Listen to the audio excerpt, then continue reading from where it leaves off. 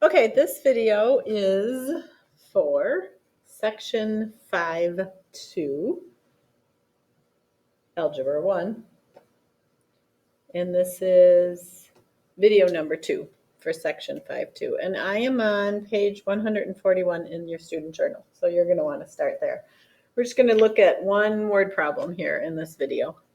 So the first thing you want to do when you're looking at these problems is see if you can figure out what your variables are, what your unknowns are. And when I start reading this, they're talking about an adult ticket and a children's ticket. They say the adult ticket costs $3 more than the children's ticket. And then they say when 200 adult tickets and 100 children's tickets are sold, the total revenue, by the way, is how much money they're making at this museum. So that's the money the museum gets from ticket sales. What is the cost of the children's ticket? So that's what we're trying to find out.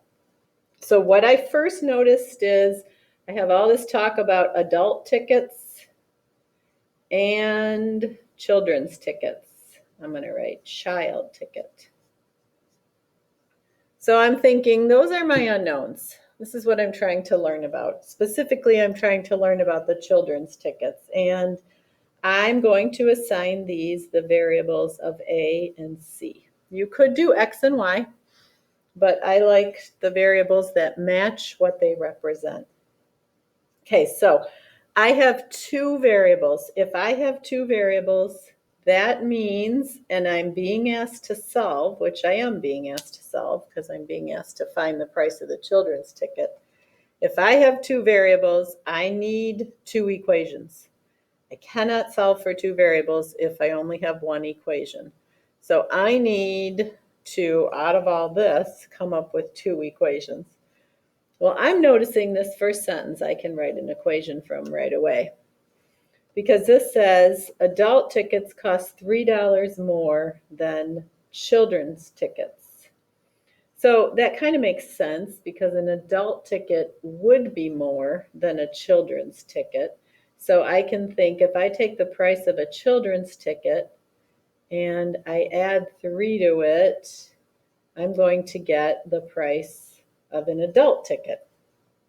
Makes sense, right? Adult tickets are more. Children's ticket plus $3. So there's one equation right there. So the first equation just has to do with the number of tickets. And notice in this equation, this is tickets and this is tickets. I'm comparing the same thing. And then in this second sentence, I'm guessing, this is where my second equation is going to come from. They say 200 adult tickets and 100 children's tickets are sold, and the total revenue. So total is kind of a key word, that's something that's coming on the other side of my equal sign. So my total money I'm making is $2,100. And where is that coming from? Well, 200 adult tickets. So this right here represents my adult tickets, my A. And if I'm going to sell 200 of them, I'm going to have 200 times the price of an adult ticket. And if I'm selling 100 children's tickets, I'm going to have 100 times the price of a child's ticket. So this is all the tickets I'm selling and the money I'm making. This is my total revenue. So there's my second equation, okay? Now I need to solve for C.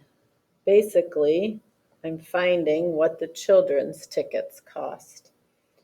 I'm going to use solving by substitution for two reasons. First of all, this is the substitution unit. And even if it wasn't, when I have one variable all by itself on one side of the equal sign, I always use substitution because this tells me A is equal to C plus 3. So that means in my other equation, where there's an A, I can substitute in C plus 3. The reason I want to do that is I need an equation that has either all C's or all A's. These equations both have C's and A's, so I cannot solve them. When I do my substitution, this equation will have all C's because I'm going to replace the A with C plus 3. So let's do that. Copy the 200. When you get to the parentheses, slow down. That's why don't leave these parentheses out. Put them there every single time. What I'm going to put in those parentheses is I'm going to replace the A with C plus 3. Copy the rest. Okay. Now I have an equation with all C's in it. Perfect. I can solve for C. Distributive property has to happen first here. Parentheses are first. Remember your order of operations. 200 times C and 200 times 3. 200 times C is 200C plus 200 times 3 is 600.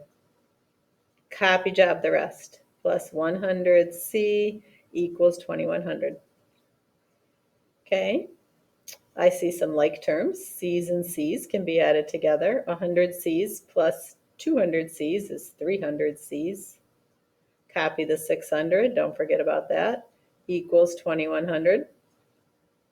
Okay, I'm trying to solve for C, so I want to undo the plus 600 by minusing 600 from both sides. That's a 0, so that's gone. On the left, I have 300C equals, this is 1500. 21 minus 6 is 1500. Okay, C times 300. To undo multiplication, I want to divide both sides by 300. 300 divided by 300 is 1, so that 1's out. And there we go, C all by itself. When you have all these zeros in your dividing, you can forget about those and just divide 15 by 3, and you get 5. Okay, don't stop yet because this is a story problem. Story problem requires a story answer, which means I either need to put words after this 5 or I need to add some units.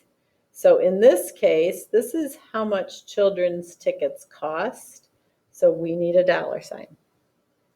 You won't have plain old numbers for your answers in story problems. You're either going to have words or units. So this is $5. That's how much children's tickets are. So adult tickets are $8. Okay, that is it for this lesson.